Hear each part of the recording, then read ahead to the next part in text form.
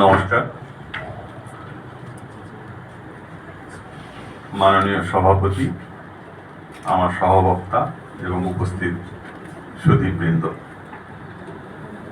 এতক্ষণ ধরে যে মনজ্ঞ আলোচনা চলল,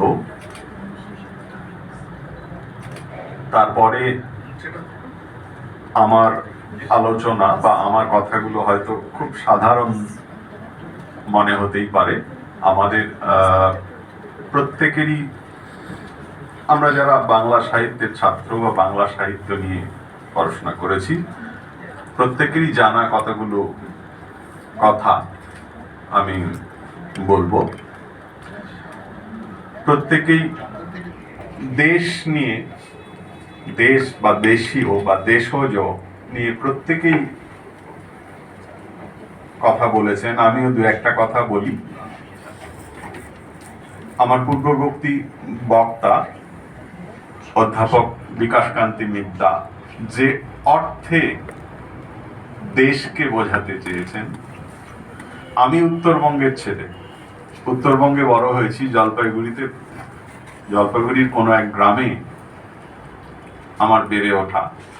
ফলে আমি কর্মসূত্রে দক্ষিণবঙ্গের বাসিন্দা, কিন্তু দেশ বলতে আমি আমার উত্তরবঙ্গকেই বুঝে থাকি। দেশে ফিরে যাবার যে টান, সেটা আমি প্রতি মুহূর্তেই অনুভব করি। আমি যদি বলি যে সব ঠাঁই আছে মোর ঘর, তাহলে দেশের ধারণাটা কিন্তু অনেক বৃহৎ।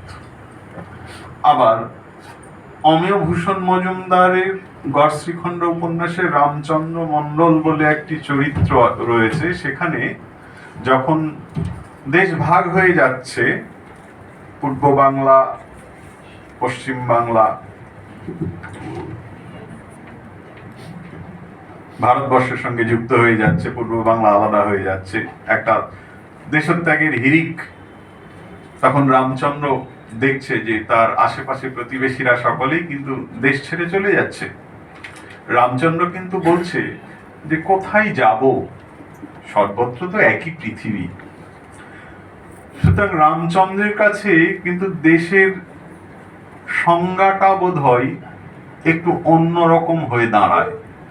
আবার রবীন্দ্রনাথ পথের পাঁচালীর আখ্যান সম্পর্কে বলছেন যে পথের পাঁচালীর আখ্যান ভাগটা অত্যন্ত দেশি, কিন্তু কাছের জিনিসেরও অনেক পরিচয় বাকি থাকে। তো দেশ বলতে আমি বুঝি আমার ঘর, আমার গ্রাম, এবং একটু একটু করে হয়তো দেশের পরিসরটা আমার কাছে বৃদ্ধি পেয়েছে। তো যাই হোক, আমার বক্তব্যের বিষয় এই দেশজ বাংলা সাহিত্যের পরিপ্রেক্ষিতে মঙ্গল কাব্য কিভাবে কোন সময়ে উদ্ভূত হলো।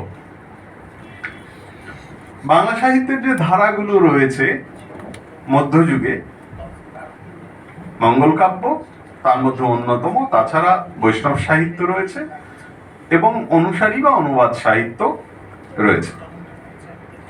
তুর্কি আক্রমণের আকস্মিক অভিঘাতে দেশব্যাপী যে বিপর্যয় দেখা দিয়েছিল, তা থেকে উদ্ধারের কোনো উপায় সমসাময়িক বাঙালির হাতে ছিল না।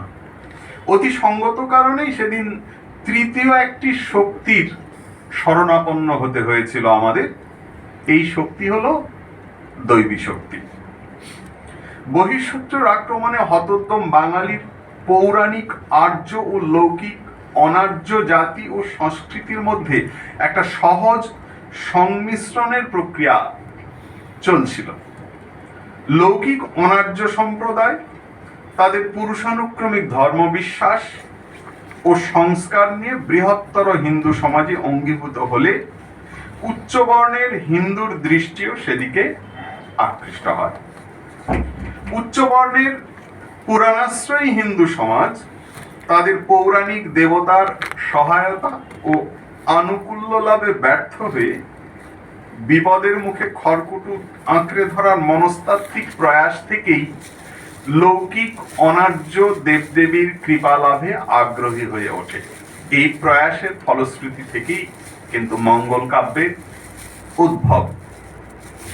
লৌকিক ও পৌরাণিক দেবদেবীর সম্পর্ক স্থাপনের সমাজতাত্ত্বিক সম্পৃক্তীকরণের মধ্য দিয়ে এক নতুন কাব্যধারা গড়ে উঠতে থাকে, যা মঙ্গল কাব্য নামে পরিচিত।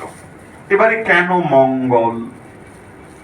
মঙ্গল শব্দের যে প্রতিশব্দগুলো আমরা জানি, কল্যাণ, শুভ ইত্যাদি ইত্যাদি, কিন্তু মঙ্গল কাব্য, এই মঙ্গল শব্দটার মধ্যে কিন্তু একটা দ্বৈততা আছে। অর্থাৎ যতখানি মঙ্গল আছে ততখানি অমঙ্গলের ধারণাও কিন্তু এর সঙ্গে জড়িত। কেননা আমরা জানি যে আমাদের দেবী দুর্গার কাঠামোতে যেমন দুর্গা রয়েছেন তেমনি অসুরও রয়েছেন। অসুর এবং দুর্গা একজন মঙ্গলময়ী আর একজন অমঙ্গলের প্রতীক রূপেই প্রতিফলিত হন। দুজনকেই আমরা পুজো করি। অর্থাৎ মঙ্গল এবং অমঙ্গল, যেমন আমরা মিল্টনের প্যারাডাইস লস্টের মধ্যে স্যাটার্নকে দেখি, অর্থাৎ শয়তান, তিনিও পূজিত হন। অর্থাৎ অমঙ্গলকেও আমাদের পূজার প্রয়োজন হয়। কেন? আসলে এই মঙ্গল কাব্য নামকরণের ধারণাটা সম্পূর্ণ আমাদের নিজস্ব একটা ধারণার মধ্য থেকে, আমাদের সংস্কৃতির মধ্য থেকে, যেটা বাঙালির নিজস্ব সংস্কৃতির মধ্য থেকে উঠে এসেছে। যিনি মঙ্গল করেন, এই মঙ্গলের ধারণা থেকে আমরা মঙ্গলময়ী দেবতার পূজা করে থাকি। যিনি অমঙ্গল করেন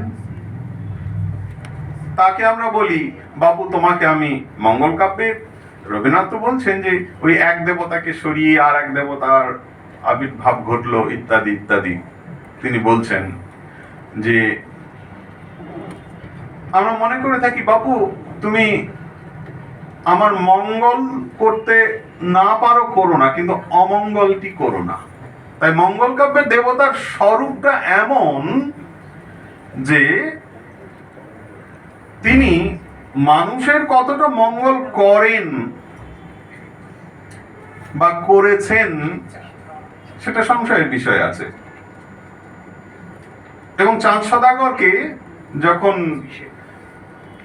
ওই চাঁদ সদাগর যখন মনসার অভিশাপে যখন সমুদ্রের মধ্যে হাবুডুবু খাচ্ছিলেন, তখন মনসা তাকে পদ্মবনের শরণ নিতে বলেছিলেন। তখন চাঁদ সদাগর বলেছিলেন যে মোর অমঙ্গল করি যদি সারিবার পারো, তবে কেন কানা চক্ষুর ওষুধ নাহি করো।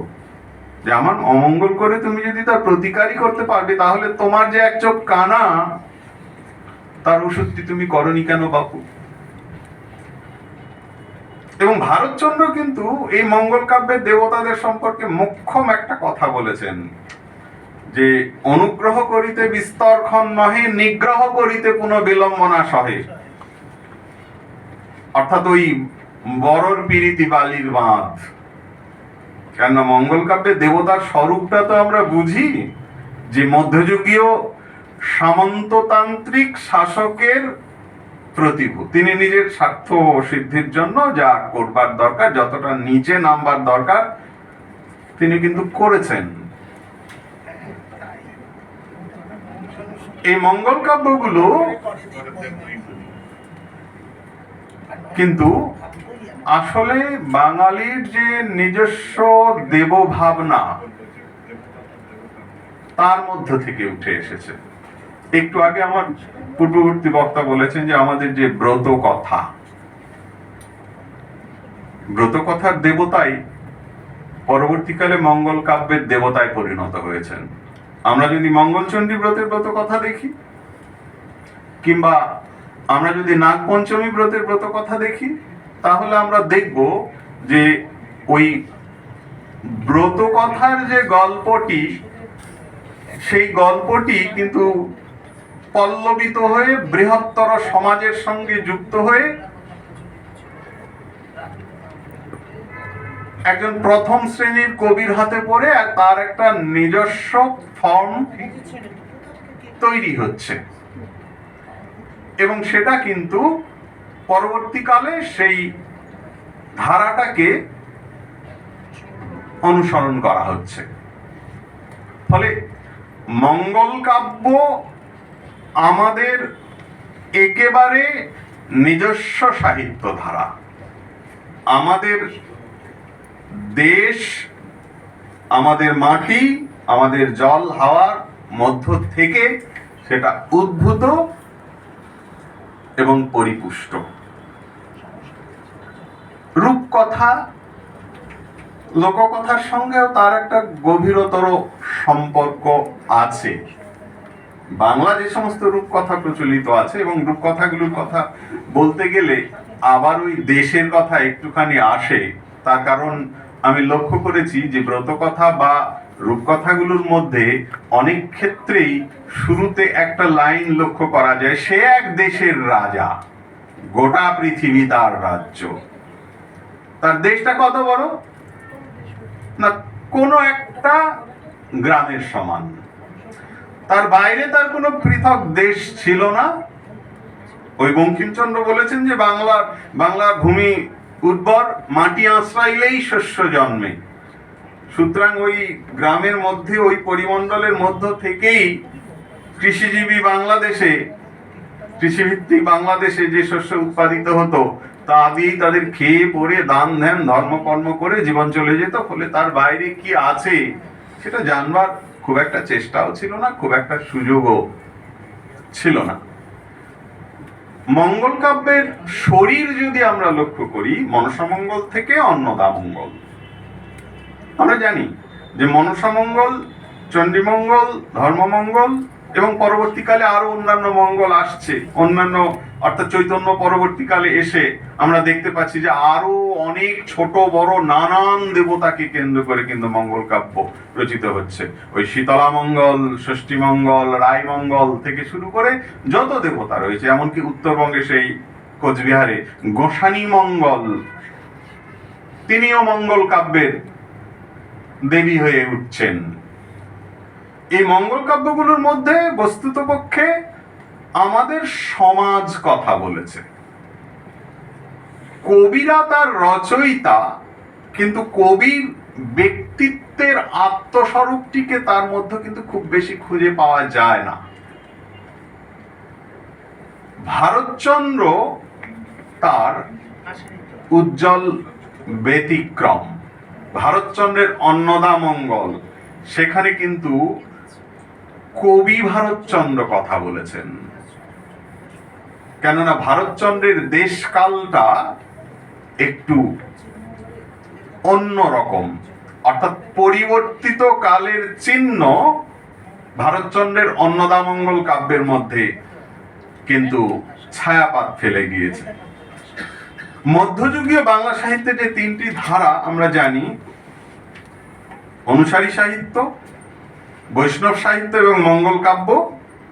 অনুসারী সাহিত্য সংস্কৃতানুগ, রামায়ণ মহাভারত ভাগবতের অনুবাদ। রচয়িতাগণ অনুবাদ করবার সময় যথাসম্ভব বাঙালির চরিত্র ধর্মের অনুকূলে সেটাকে গড়ে তুলবার বা পরিবেশন করবার চেষ্টা করেছেন। বৈষ্ণব সাহিত্য বলতে বৈষ্ণব পদাবলী বা তত্ত্ব দর্শন ও চৈতন্য জীবনী সাহিত্য, সে তো পণ্ডিতি আলোচনার বিষয়। বাঙালির সাধারণ জনজীবনের সঙ্গে এর যোগসূত্র খুব বেশি নয়। কিন্তু মঙ্গল কাব্য বাঙালির একান্ত নিজস্ব সাহিত্য। বাংলার সমাজ, সংস্কৃতি, মানুষ ও জল হয় এই ধারা পুষ্ট। অনুসারী সাহিত্য ও মঙ্গল কাব্য একই প্রয়োজন ও একই প্রবণতা থেকে সৃষ্ট ও পুষ্ট, এটা আমরা সাহিত্যের ইতিহাসের পাঠক মাত্রেই জানি। তো পঞ্চদশ থেকে অষ্টাদশ পর্যন্ত প্রায় 400 বছর মধ্যযুগীয় কালপর্বে মঙ্গল কাব্যের উদ্ভব বিস্তার। অনার্য লৌকিক দেবতার মাহাত্ম্য কীর্তনের উদ্দেশ্যে রচিত হলেও পৌরাণিক আর্য দেবীরাও তার মধ্যে একটু একটু করে ঢুকে পড়েছে।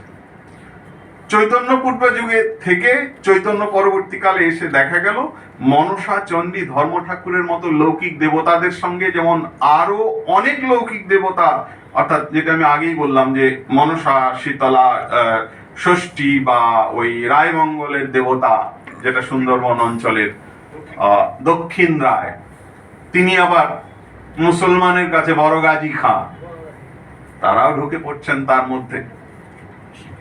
আবার ক্রমান্বয়ে দেখা যাচ্ছে শিব, কৃষ্ণ, গঙ্গা, অন্নদা, দুর্গার মতো পৌরাণিক দেবতারাও কিন্তু মঙ্গল কাব্যের আওতার মধ্যে এসে যাচ্ছে। এরা পৌরাণিক দেবতা, কিন্তু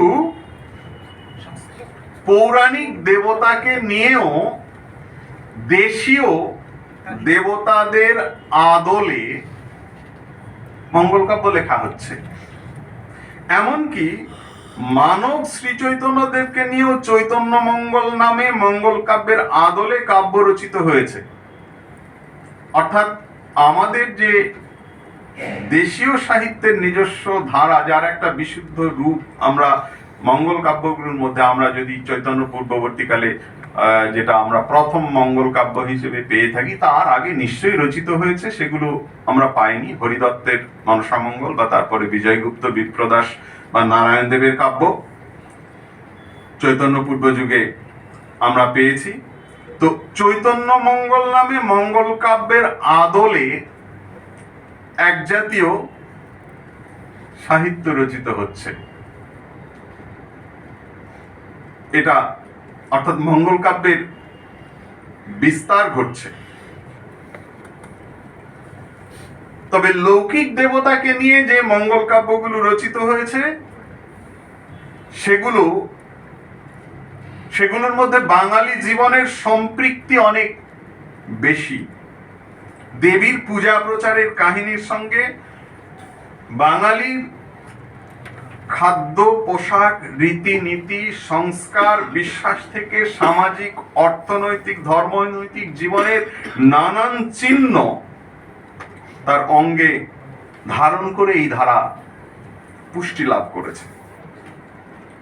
শিবমঙ্গল বা অন্নদামঙ্গলের দেবতারা পুরাণ থেকে গৃহীত হলেও বাঙালি জীবন ও সময়ের নানান চিহ্ন ও উপকরণে সমৃদ্ধ।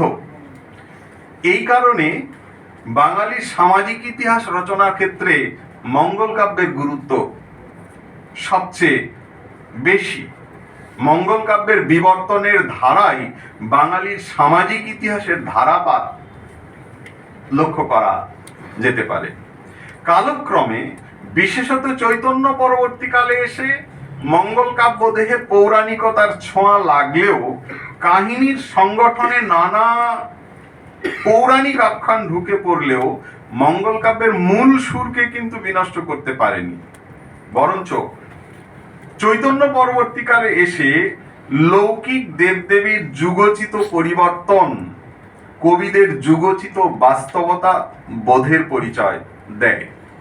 মঙ্গল কাব্যের পরিবেশ ও প্রতিবেশ বাংলাদেশের মাটি, জল, হাওয়া, বাতাসকে অতিক্রম করে খুব বেশি দূর যেতে পারেনি। এই কারণেই রবীন্দ্রনাথ মনে করেছেন যে মঙ্গল কাব্যের কৈলাস বাংলার কোনো এক গ্রামের পানা পুকুর আর আমবাগানের সীমাকে অতিক্রম করেনি। মঙ্গল কাব্যের শিব দরিদ্র ব্রাহ্মণ শিবদাস ভট্টাচার্য ও তার কলহ পরায়ণার স্ত্রী গৌরী ঠাকুরানী। আমরা যদি মঙ্গল কাব্যের একটি বিশেষ চরিত্র শিবকে প্রত্যক্ষ করি, আমরা দেখব যে মনসা মঙ্গল থেকে অন্নদা মঙ্গল, প্রত্যেকটা মঙ্গল কাব্যের মধ্যেই শিবের একটা কিন্তু অনিবার্য উপস্থিতি রয়েছে। মনসা মঙ্গলেও তিনি একভাবে রয়েছেন, চণ্ডী মঙ্গলে একভাবে রয়েছেন, তার স্বরূপটা একরকম। ধর্মমঙ্গলে ধর্মদেবতার কথা থাকলেও সেখানে কিন্তু মূল দ্বন্দ্বটা চণ্ডীর সঙ্গে শিবের দ্বন্দ্ব। আর শিবায়ন কাব্যের মধ্যে তো শিবই নায়ক, শিবায়ন আদর্শ মঙ্গল কিনা সেটা আমরা যাচ্ছি না, কিন্তু শিব এমন একজন দেবতা হয়ে উঠছে যে যেখানে একদিক থেকে যেমন রামকৃষ্ণ কবিচন্দ্র যখন শিবায়ন লিখছেন তখন বিভিন্ন শিব সম্পর্কিত যে পুরাণ আছে সেগুলোর থেকে কাহিনী সংগ্রহ করে তার রূপায়ণ এক জায়গায় করছেন। আর যখন রামেশ্বর ভট্টাচার্য শিবায়ন লিখছেন তখন শিব সম্পর্কিত আমাদের বাংলাদেশের বিভিন্ন সমাজে শিব সম্পর্কিত যে কাহিনীগুলো রয়েছে সেই জায়গাগুলোকে তিনি গুরুত্ব দিয়ে এক জায়গায় করছেন। তার কারণ প্রত্যেকটা সমাজ তার দেবতাকে নিজের মতো করে কিন্তু তৈরি করে নেয়। সেই শাঁখারি সমাজের শিব একরকম, কৃষকের শিব একরকম, বাগদিদের শিব একরকম, সবগুলোকে তিনি এক জায়গায় নিয়ে আসছেন। কেন?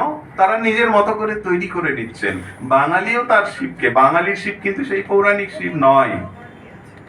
বাঙালির শিব যে ছাই সর্পালঙ্কার ভূষিত, ছাই ভস্মাচ্ছাদিত, যে আমি বলি যে পেট মোটা শিব, তিনি কিন্তু বাঙালির একান্ত শিব। তিনি যোগীশ্বর নন, তিনি কৃষকের দেবতা, বাঙালির সকল শ্রেণীর মানুষের দেবতা। আসলে শিব হলেন মধ্যযুগীয় জনচরিত্রের বিশিষ্ট প্রতিনিধি, এবং এই জনসমাজ হলো বাঙালি জনসমাজ। তো যাই হোক, আমি শেষ করে দিচ্ছি যে অষ্টাদশ শতাব্দীতে এসে যুগোচিত পরিবর্তনের ফলে এই ধারাগুলো শুকিয়ে আসে এবং ভারতচন্দ্র মঙ্গল কাব্যের শেষ কবি। তারপরে আর কোনো মঙ্গল কাব্য রচিত হয়নি, অর্থাৎ নতুন মঙ্গল কাব্য রচিত হয়নি। তবে মঙ্গল কাব্য লেখা হয়নি এমন নয়, মঙ্গল কাব্য লেখা হয়েছে, কিন্তু সেই মঙ্গল কাব্যের দ্বারা আর কোনো কবি প্রতিষ্ঠা পায়নি। এবং এরপরেই আমরা দেখি যে নতুন জীবনের নতুন যুগের দাবি মেনে নিয়ে নতুন সাহিত্যাদর্শ আমাদের মধ্যে এসে গেছে। নমস্কার।